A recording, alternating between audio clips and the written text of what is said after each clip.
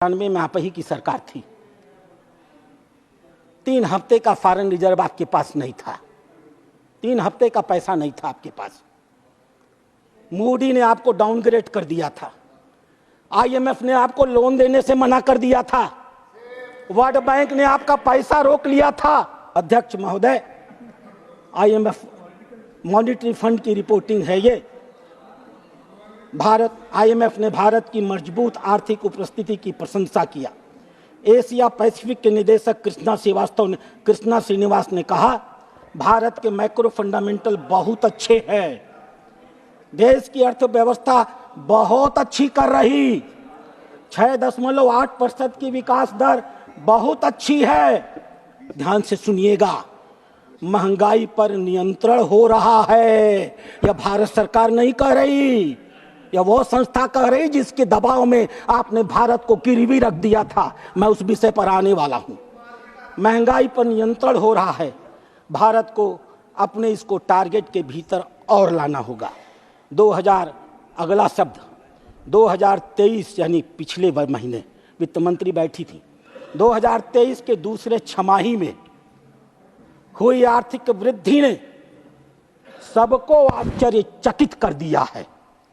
भारत की मजबूर घरेलू मांग आर्थिक गति को बढ़ा रही है। उन्होंने कहा, भारत के विकास के अनुपात को बदलना होगा।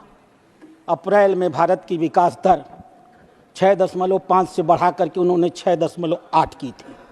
ये जीडीपी को चुनौती देने बैठे हैं। 7 साल रहे हैं, इसी जीडीपी को बनाते रहे हैं और इसी पर भाषण देते रहे हैं। और आईएमएफ ने कहा, हम दोबारा भारत के अनुमान को बदल रहे हैं और भारत के विकास दर को 6.8 से बढ़ाकर 7 कर रहे हैं। और सभापति महोदय, उपसभापति महोदय, उन्होंने सिर्फ भारत का ही विकास नहीं बताया, उन्होंने पूरी दुनिया के विकास का खाका खींच दिया। अमेरिका की विकास दर 2.7%, जर्मनी की विकास दर 0.2%, फ्रांस की विकास दर 0.7%, इटली की विकास दर 0.7%, स्पेन की विकास दर 1.9%, यूके की विकास दर 10.5%, जापान की विकास दर 10.9%, रूस की विकास दर 3.2%, ब्राजील की विकास दर 2.2%, मैक्सिको की विकास दर 2.4%, साउथ अफ्रीका की विकास दर 10.9%। और हम गर्व के साथ कह सकते हैं, भारत की विकास दर 7% का आंकड़ा आईएमएफ की संस्था ने दिया है। अध्यक्ष महोदय, और कौन है ये आईएमएफ? प्रमोद जी, 91 में आप ही की सरकार थी। 3 हफ्ते का फॉरेन रिजर्व आपके पास नहीं था। 3 हफ्ते का पैसा नहीं था आपके पास। मूडी ने आपको डाउनग्रेड कर दिया था। आईएमएफ ने आपको लोन देने से मना कर दिया था। वर्ल्ड बैंक ने आपका पैसा रोक लिया था। आपके पास पूरी की पूरी व्यवस्था फेल कर रही थी। आप मजबूर हुए।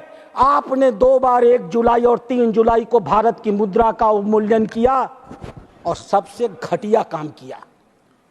सोना गिरवी रखा तो रखा, अगर आपका दिल साफ था तो खुलेआम सामने रखते। चोरी से सोना गिरवी रखने का काम दुनिया की किसी सरकार ने किया तो भारत सरकार ने किया।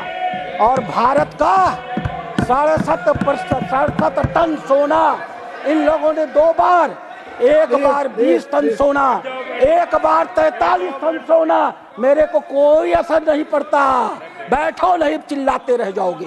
एक बार 20 टन सोना और एक बार 67 किलो सोना इन लोगों ने गिरवी रखा, रात के अंधेरे में रखा। हुआ क्या अध्यक्ष महोदय? एक बहुत नामी पत्रकार हैं शंकर अय्यर, वो बेचारे एयरपोर्ट गए थे किसी काम से।